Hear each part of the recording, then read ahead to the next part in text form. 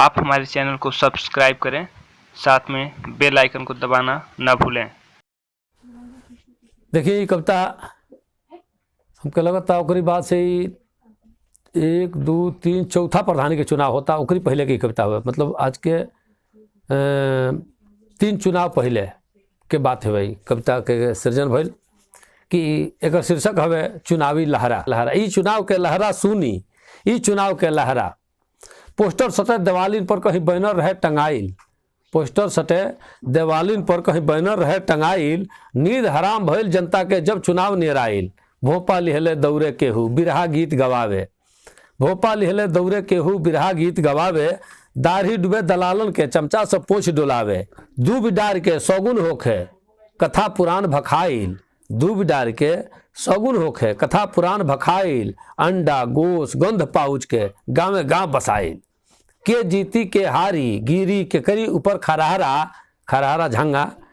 के जीती के हारी गिरी के करी ऊपर खरहरा। ई चुनाव के लहरा सुनी, ई चुनाव के लहरा। ताव कुताव न जाने केहू खूब भइल हो हकारा, ताव कुताव न जाने केहू खूब भइल हो हकारा। चुन चुन के दाना खैले चुगला चोर आवारा। लीलू घोटू रेलन ठेलन बेचन वल्द पचाऊ, लीलू घोटू रेलन ठेलन बेचन वल्द पचाऊ। पर्चा भरले प्रधानी के सीधवा लंठ बिकाऊ। सारा लोग भरले रहे। लीलू घोटू रेलन ठेलन बेचन वल्द पचाऊ। पर्चा भरले प्रधानी के सीधवा लंठ बिकाऊ।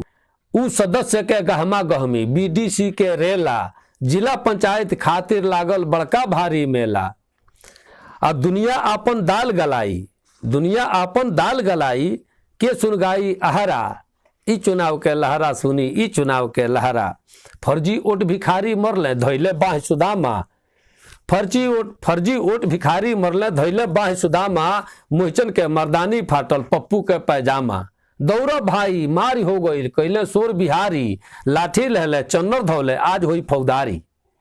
अब भाला खिंचले लाला दांत चियरले चिल्लर महारा, भाला खिंचले लाला दांत चियरले चिल्लर महारा। ई चुनाव के लहरा सुनी, ई चुनाव के लहरा। ढह गईली मेहरारू कितने केहनी ठेहुना फूटल। आ 4 बेत चैतू पौले तब कैसो झगड़ा छूटल। असली लीला ओहि दिन लागल जहिया ओट गिनाइल, असली लीला ओहि दिन लागल जहिया ओट गिनाइल। लाठी भाजत पुलिस देखनी जनता के भिड़ियाइल। चल गईनी धकियावत हमहू फारत गोल अकेले, चल गईनी धकियावत हमहू फारत गोल अकेले। अब पब्लिक लागल नारा बोले पुलिस लागल ठेले। चल गईनी धकियावत हमहू फारत गोल अकेले। पब्लिक लागल नारा बोले पुलिस लागल ठेले। अइले तले दरोगा जी कैले घेटुआ के बहारा, अइले तले दरोगा जी कैले घेटुआ के बहारा। ई चुनाव के लहरा सुनी, ई चुनाव के लहरा। गिरल लोग पर लोग चलल जब डंटा हनत पीएसी, गिरल लोग पर लोग चलल जब डंटा हनत पीएसी। सड़क फाटे लोग की मारे भरल रहे दरेसी। मुक्का मुक्की ईटा पत्थर खींचा तानी कैले। धक्का लागल लालू के तब गढ़ा में भरैले। ना ऐसन हुरकुंडो देखनी एकरी पहले भाई। ई मतदान जान के दुश्मन मजगर भइल पिटाई।